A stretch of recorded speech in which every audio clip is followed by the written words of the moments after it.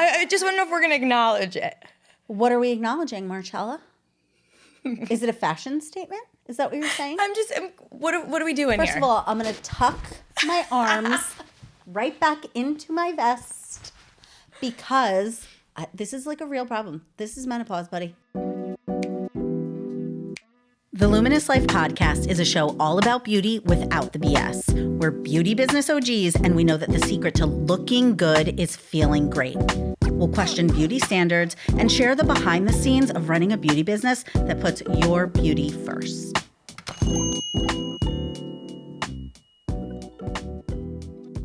Guess where I went? Where?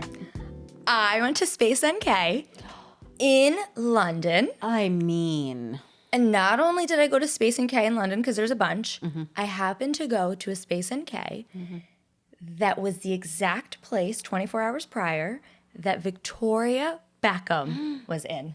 I missed her by 24 hours. Wait, that means you breathe the same air. Yeah, I did. It has to be the same air in there, right? No, 100%. No, it has to be. Yeah, so I was in there. We were talking about, I made friends with like the two girls that work there. My friend and I, we were all chatting.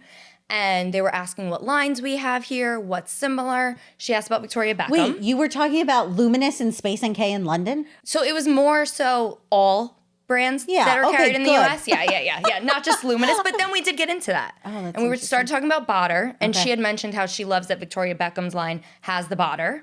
Wait, did you touch any of the Victoria Beckham Botter I didn't. stuff? We chatted so much, I didn't. I love that. You know what I did? Because in the back of my head, I'm like, I love Karen and I love Erika and I trust them. But is the Elixir really worth the hype? You don't trust us. Don't answer that question. You don't trust us. I do. I just, but in the back of my head. What do you think? I fangirl Botter? I was just like, I need to know other opinions, you know? All right, How does it hold across the pond? What do they say? Across the pond. Am I allowed to do an accent? Yeah. No, I won't. 100%. Because I respect it. No, do it. It's so bad, though. No, do it. Okay. Well, she said that she personally... I won't do it. Spare me. Okay, so she said that they themselves, the two girls that are working there, haven't tried it. It's just out of their price point. They love the brand. But the Botter girls had come in for a training, and they were raving about it. Yeah. And they're very straightforward with them. They love the fucking product. The Elixir. Yes. I am telling you, this is not hype. No, I know. And I had to go to London to fact check it. Well, I'm glad you fact check it. I think it is good to not have like blind trust or whatever. But I am telling you that shit is the real deal. I believe it fully now. Did it feel like so much chicer from somebody with a cool accent? It did. It did. I think that's cool. Yeah. But I can't believe I have not touched the Victoria Beckham for Botter stuff. Why haven't you? I don't shop for beauty. I just don't, because I hate the Sephora experience. I hate the counter experience. So I will only go to Sephora in Riverside Square because it's the least loud, the least smelly. And they didn't have it there. So the least smelly is so true. Oh my God, because of all the perfume. Yeah, it hits you, yeah. My mom loves shopping in Macy's, so every once in a while, like I'll take her for a run through there. That is like assault by perfume. Like when you walk through that like corridor, like down the middle, you are coming out smelling like 62 fragrances all at once. No, I get lightheaded after. I'm like, what's going on? Awful. I feel like it's in my mouth. I'm like, ew, get that out. Okay, so you breathe the same air as Victoria Beckham, which means you're chicer. I think so. I was honored, but also so pissed that I missed her by a day. They said that David Beckham was waiting in the car for her. Stop. She was not happy with their display because it wasn't updated. Oh. Yeah. So she takes the brand very serious. Not surprised. For real, though, if I was there, I'd be like, you try and talk to Victoria Beckham. I'm going to go hang out by the car. Why? So that I could see David Beckham in real life. My goodness. What a man. What a freaking man. Wow. I love both of them though. I know, and I love them Right? together, and I love their story. Did you watch? What did they have, a documentary or something? Yeah, I haven't watched it yet. Oh, Marcella, it's so good. I promised my friend Lena that I'd watch it with her, so I haven't watched it yet. Yeah, okay. yeah. I hope that you guys watch it because like it does kind of make you believe in love and like a whole thing. It's like love it. so good. All right, I have a British thing to tell you. Tell me. Okay. So when Oasis was in town, do you know Oasis? No.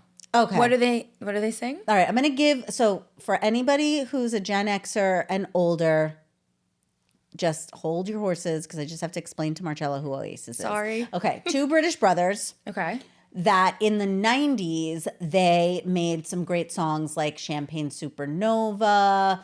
You know. I think I know it. Right. I can't remember the other ones right now.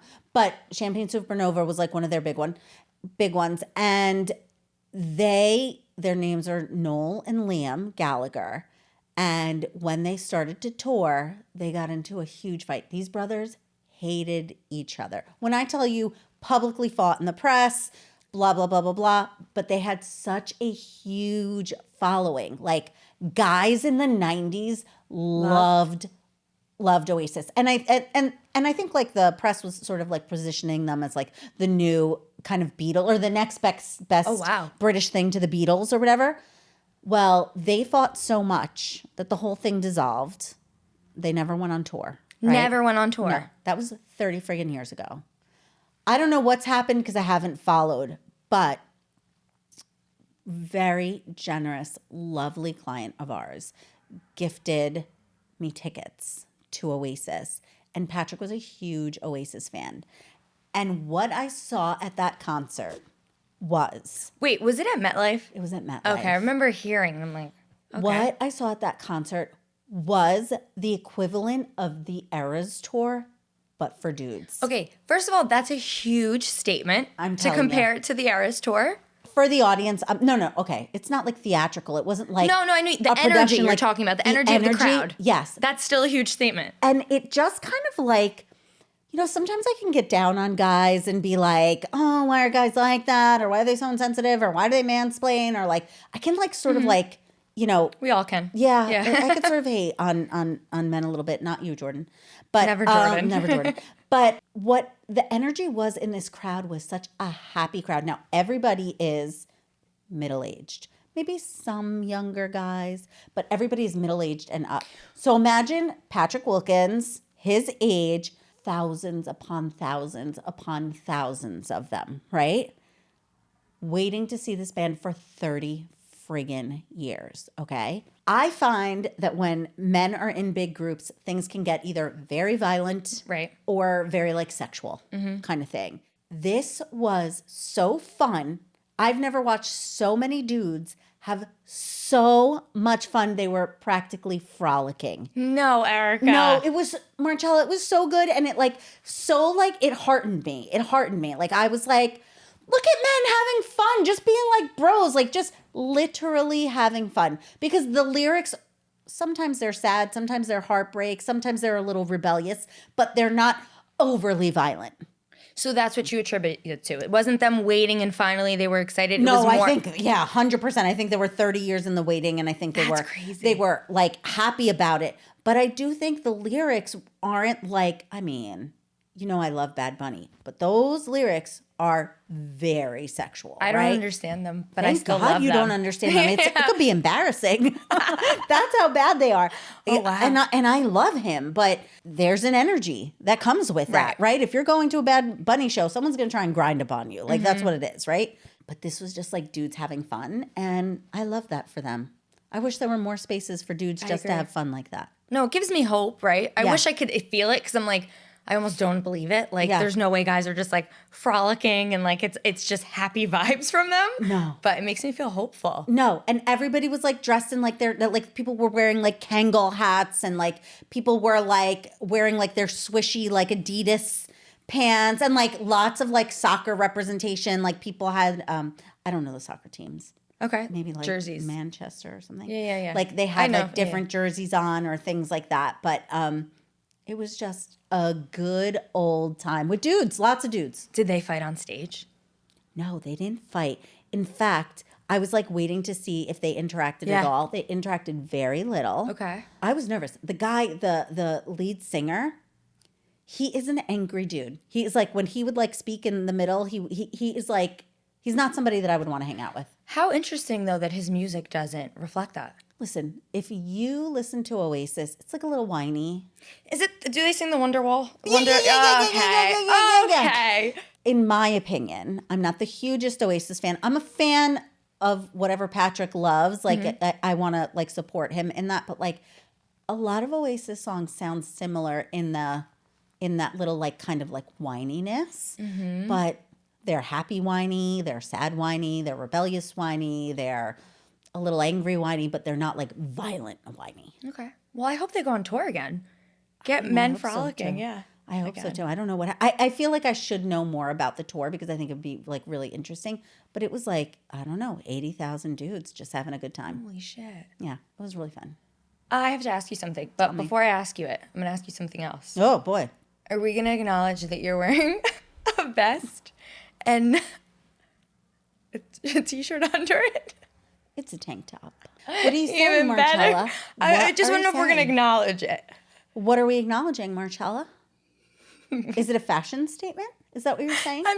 What are we doing here? First of all, I'm going to tuck my arms right back into my vest because this is like a real problem. This is menopause, buddy. I cannot bear to wear sleeves. I cannot wear sleeves. When I put sleeves on, I feel like I'm suffocating and dying. Like, does it really feel like that? Swear to God. Like, especially because it's like gotten colder, right? So I'm like, I want to wear my vest with sleeves because that's a cooler look than no sleeves. I feel like this is very like professional wrestlers. No. What's it giving? I was just a little confused. I've never seen it. I support your fashion choices. I wanted to know. Okay. If it's working for you, Erika, honestly, keep doing it. But what you're saying is that it's not working visually for you. It confuses me a bit. Because normally when you wear the vest, it's because you're cold and you just want the extra layer. It's true. Like I would just feel uncomfortable. Aren't you cold? Like I need my arms to be cold. Okay. Marcella. Okay. I need my arms to be cold. I cannot wait till you go through perimenopause. You will remember because suddenly you'll find it appropriate to wear a vest without sleeves. I want to know if the lunatics and the luminaries wear vests without sleeves. I got this vest. I was so excited. I think it's a Free People vest. It's so soft. it looks very cozy. It's very cozy, but I think it's probably going to have to be like negative 20 degrees for me to put it on with something with sleeves. I tried. Erika, no. I in swear. December, and look you will. right now. So like I'm cozy like this. Yeah, you get the best of both worlds. Because if my arms get a little chilly, I just tuck them in for a little while. But then when they get hot, You're a trendsetter. I hope everybody does this. Hardly a It's pretty trendsetter. I mean, let's call it perimenopausal fashion. Okay. There is an influencer on Instagram or on social. Her name is Kate Storino. Her company is called Mega Babe, and she wrote Body Talk or whatever. She has a rule. She calls it ABV, always be venting, because when you run hot, like you need a vent somewhere. So like you need to make sure that like your pants are either loose enough to let some fresh air, let your ankles get fresh air, or No, because it's like immediate, right? Once you're hot, you're hot. yeah. But here's the thing: I don't think I've had like a full hot flash. Okay. But I've seen my mom have them.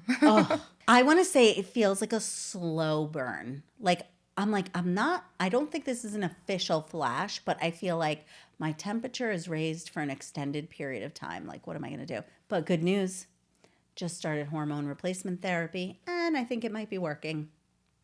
Do you think it's working? No, I want to be so supportive because I'm not coming at you. I think it's 1,000% working. I was like, do, right? There's Erika. Look at you all the smiled. It was great. What a sin. No, selfishly, How I was long like, have I yes. been like that? Long, yeah. I mean, listen, you've been going through things too, right? Yeah. Like a year? I missed you. Yeah. No, less than a year.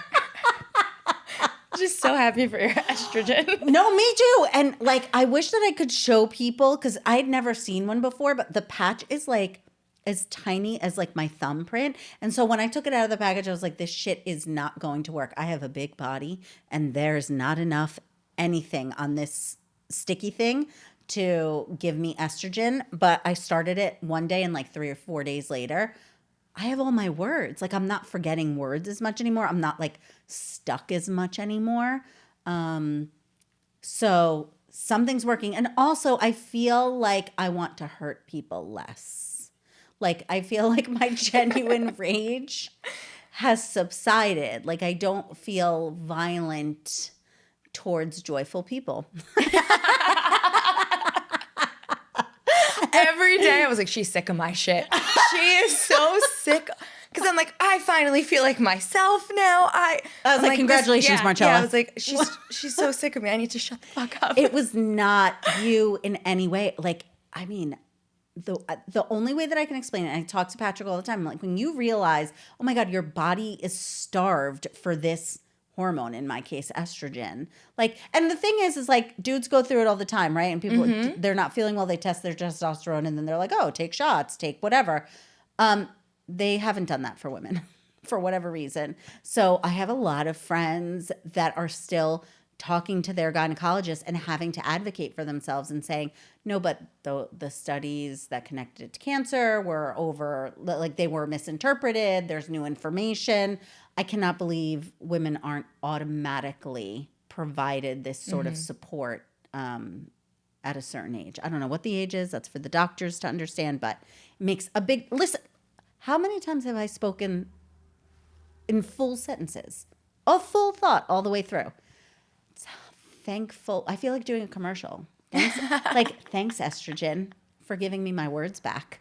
Like a pharmaceutical commercial. Or you could be like one of those commercials where it's like, do you feel like you want to kill everybody? Right. You may be entitled to estrogen. Like list all the things. Do you suddenly want to pick off joggers on your way to work in the morning? Is the sun just too bright and doesn't match your misery?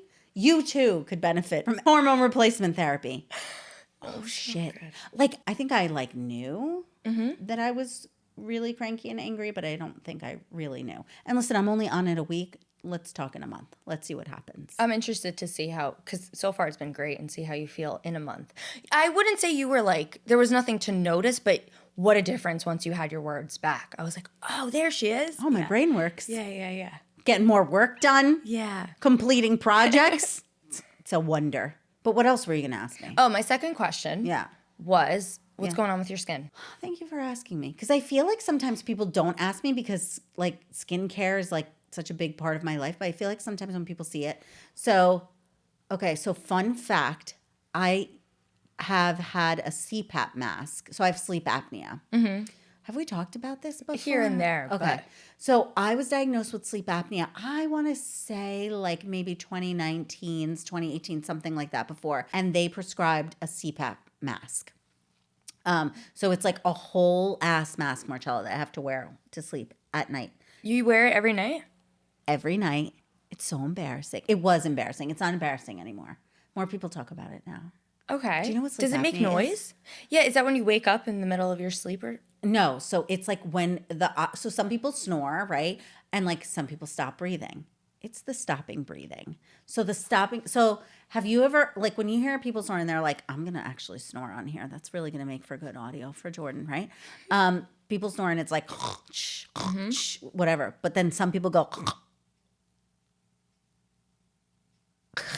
oh, that's scary. yeah. So like that stopping breathing, like Patrick one day was like, something's going on while you're sleeping. Like, I think you stopped breathing. And I was like, that's ridiculous. So I went to the doctor. They were like, no, you got to go for a sleep study. I have sleep apnea. I'm stopping breathing. The problem with sleep apnea is it cuts off oxygen to your brain, right? So you can never get into a deep sleep. Got it.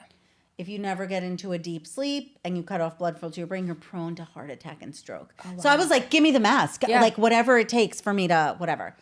I wear this whole getup. Every night. Every freaking night. And now I will never sleep without it. And now there are more people doing it. Amy Poehler was on and she had just had Jack Black on. And Amy Poehler has a CPAP mask and Jack Black does too. And they talked about it. And I feel like it relieved a little bit of the stigma from it. And I have a friend too who has sleep apnea, and he wears a mask too. And sometimes we talk about, like, it could be a little embarrassing. You're going to bed and you have to put, like, a whole mask on. It doesn't make noise. Okay. And you don't snore anymore. Like, I don't so snore. It's peaceful, yeah. So it's peaceful, it's quiet, but it's like a whole scuba mask. So right where I wear my mask, I'm getting a lot of texture. From the mask, you think?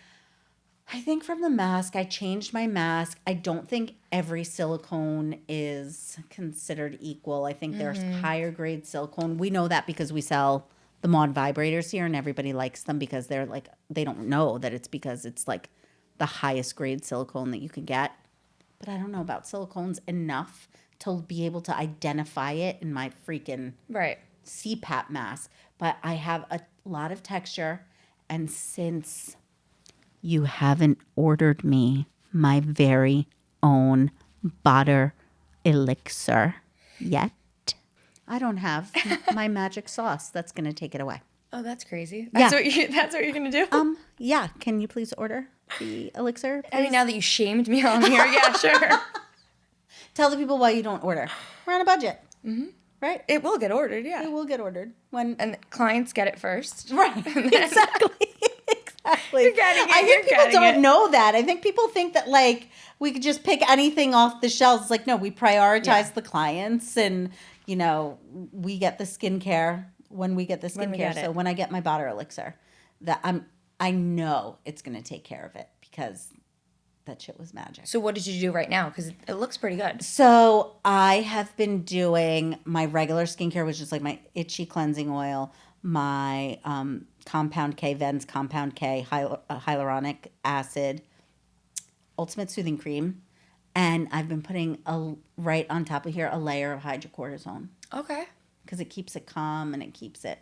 But I have to tell you something. You know how I love Murray Lilu's retinol and Botter's retinol? I think it might be time for me to get a little prescription retinol. Really? I think so. I'm a little nervous about it because my skin is so sensitive that I'm scared it can really make people's skin peel. But I think I'm at that age and my skin might need that kind of support. I'm actually so surprised because I feel like retinol was such a buzzword, and it kind of calmed down now. Yeah. That now you're like, no, I need it. Well, I'm noticing, like, even though I'm using my retinols, and listen, I could be better at combining different kinds of exfoliation, but would I love to just put a little pea-size amount in my moisturizer once or twice a week and support my skin with exfoliation? I need a great dermatologist. I need to, like, talk to them about it and, like, experiment. And, you know, if I experiment, you know, I'll talk about it here and tell everyone about it. What's going on with your skin? My skin, I feel like, has finally calmed down. Yeah. My skin was pissed off at me. And Your skin was jet lagged, I think. It must. I am so sensitive. Yeah. Ridiculous. My rosacea was out of control. Yeah. It could have been like the travel. Yeah. But it was flared and it didn't want to stop. And I use my, you know, prescriptions and stuff, but I think, a stronger routine for it. Okay, did you go into any French pharmacies? I did. While you were there? Yes. And did you see anything interesting skincare-wise? They had a lot of, like, you know, the popular brands, but then they had a couple that were, like, sensitive, made specific for it. So I grabbed them. I have them. I was just like, I don't want to try them yet because Try them, my skin, Marcella. you think? Try them. You can. I, like, don't want to mess with Send it. me a picture of what they are, but Okay. but the European skincare is so much gentler anyway, and they do use more ingredients than we use, but their approach is so much gentler. Okay. So I think you could try them, but your skin is definitely looking more balanced. Yeah, I don't know if it's the weather, the travel, all of the things, but any little ounce, my skin is flaring lately. Yeah. I feel like I just got it under control like a couple days ago. Are you willing to admit you had jet lag yet or no? Yes. I'm not willing to admit how long I had jet lag because that's embarrassing. Listen, and Karen was away in Europe too. No. Karen is like not even human. No, for real, she's not. She recovers from things very quickly. What do you think? Karen was jet lagged for what, one day maybe? One day. I How think many- maybe 2 days. How many days was I jet lagged? I think 2 weeks. No. Marcella, I think it was 2 weeks. I'm not going to argue with you. I think you're right. So and embarrassing. then even when you were getting back on track, your skin was still like, nope. No. even slower. I know. Did the jet lag affect your mood? Let me ask you. I mean, not with me. I always have to say, I feel like you're such like a people person that like here in the store, you like vibe off other people's vibe. But it's like, what about the real you, like at home? Here's the thing. I say and feel something with such conviction in the moment. So I could start my mornings and be like, I'm so tired. I don't want to talk to anybody. The tank is 0. Yeah. And then I get here and it's like I'm supposed to leave at 4:30 and I'm still talking to somebody at 4:50. Like Yeah. I kind of do it to Yeah, myself yeah. and I do enjoy the people. I would say yes. The jet lag came out, especially with my little sister. I had 0 patience. Really? Yeah, we got into multiple arguments. That's not like you guys. You guys are besties. I don't think we've ever fought. Really? I mean, we've had like little disagreements here and there. When I tell you we fought, I was like, oh, you're going to act like this? I'm going to show you. Yeah. It was not the cutest. I was like, No. you want to act like a grown-ass woman? I'm going to act like a grown-ass woman too. Oh, shit. You think I'm just nice because, see, you asked me. Here we go. You think I'm just nice because I'm just nice? No. I choose to be nice. If you're going to be mean to me, sorry, Nat, I'm going to be mean to you. Wow. Yeah. Oh. Well, first of all, I know your relationship with Natalie. You guys are really, really close. Yeah. How was that received? She held her own. Yeah. Like, she definitely gave Yeah, it back. she's at that different age too, where she Yeah. is a grown-ass woman. Yeah. Yeah. Gloves came off a little. Listen, We're good now. But I think that brings up like an interesting point because I think sometimes people feel like if you're nice, it's that saying, they mistake that kindness for weakness. I'm not saying this is the case for Natalie, but I just know like in the world, people think that if you're Yeah. nice, you Yeah. must be weak. And I think I was so tired that I kind of was projecting it a little bit on her because I was like, I'll let you and everybody else know.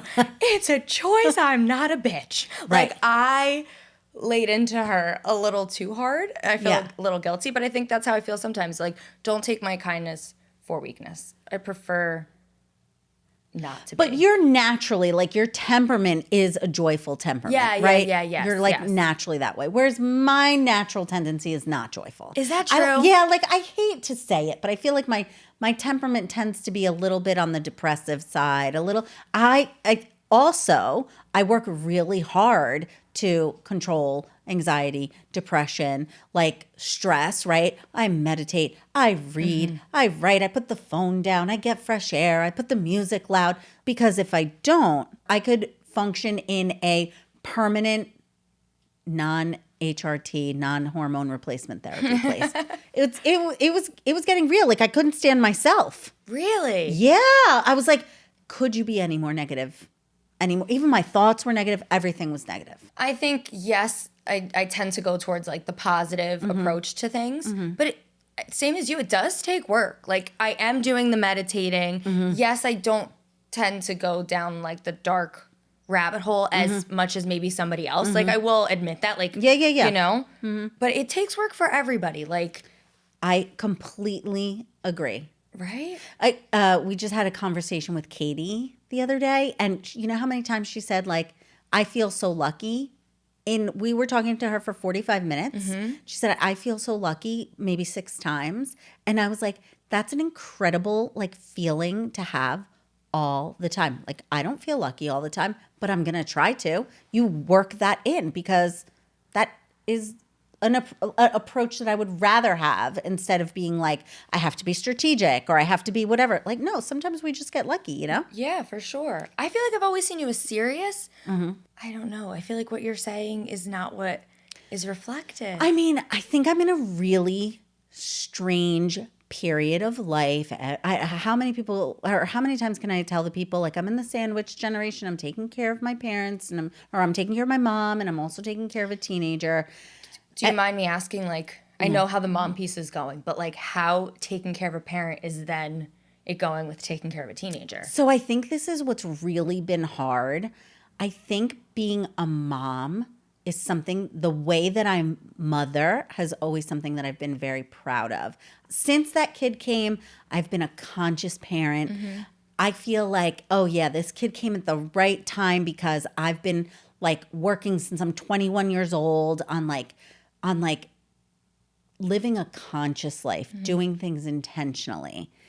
But I don't know if it's the combination of like the stress with taking care of my mom and the hormone shift, the lack of estrogen, that I just don't feel great about the way I'm parenting Soph these days. I'm really struggling with that. And I think that when I'm not feeling good about that, because she's the most important thing in my life, I think that when I'm really struggling with that, it doesn't make me feel beautiful. It doesn't make me feel smart. It doesn't make me feel successful. It doesn't make me feel grounded.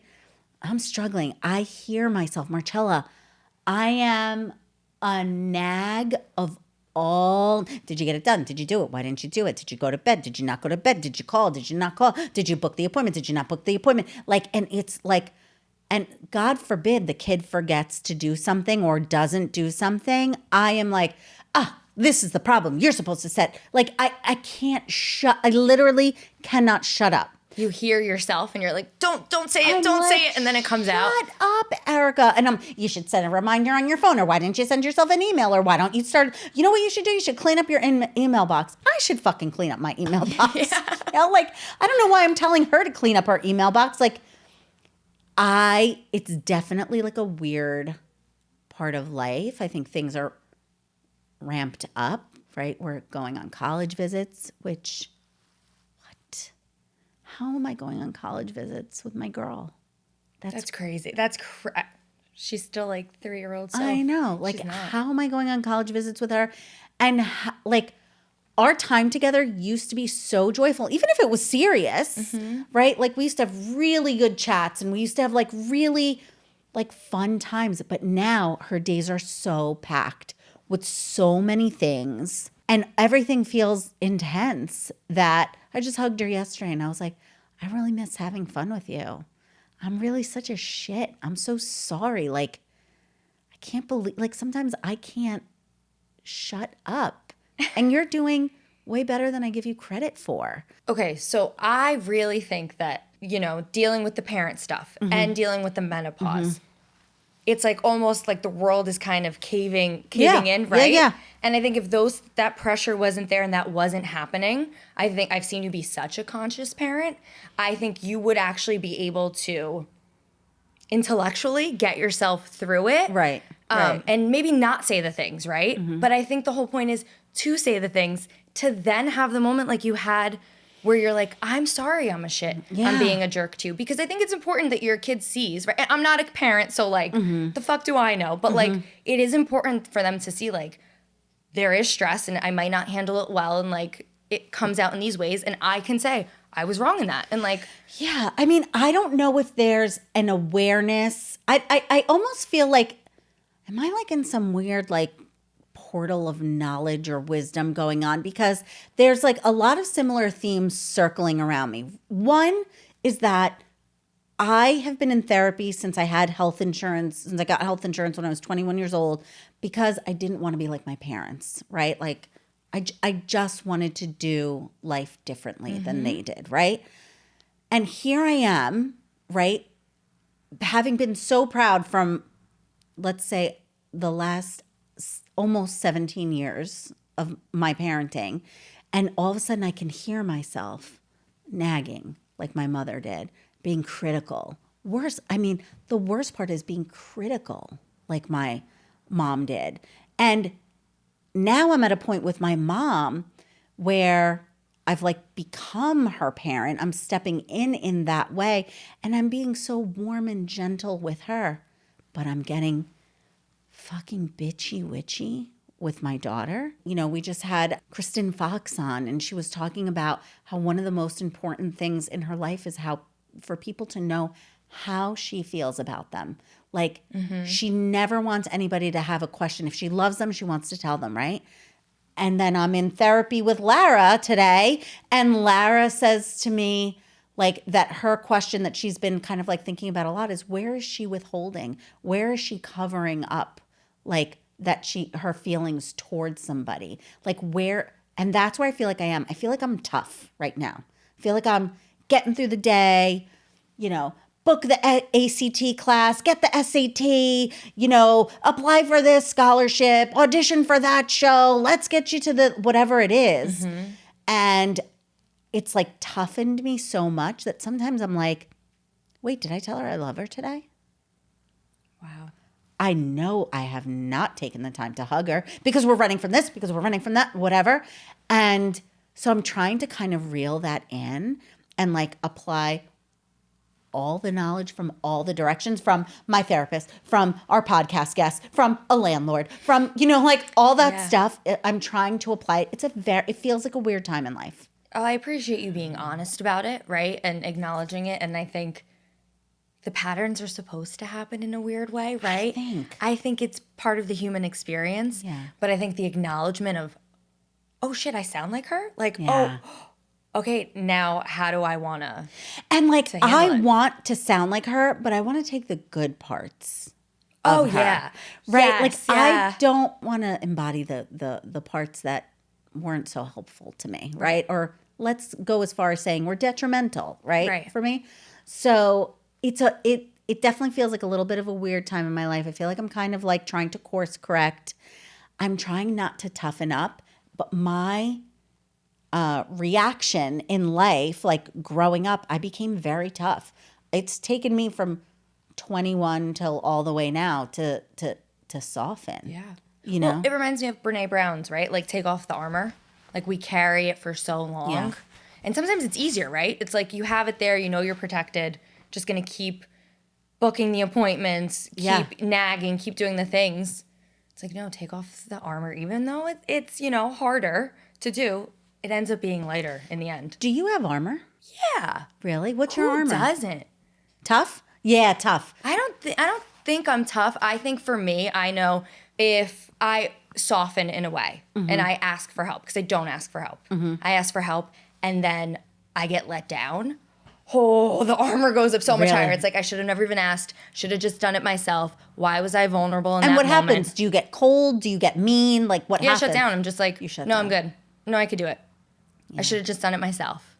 That's at least one piece I'm self-aware of so far. I'm sure there's other places. I feel like when I was in my 30s, I could look at something and I could be like, oh, I want to change that. Let's change it. Like, I'll work on it in therapy. I'll read the book about it. And then I will do it every single day. But it feels a little bit more difficult to flip that switch right now. I'm trying. I'm really, really trying because I have a great kid. Yeah. And I'm proud of her. And I don't tell her enough right now.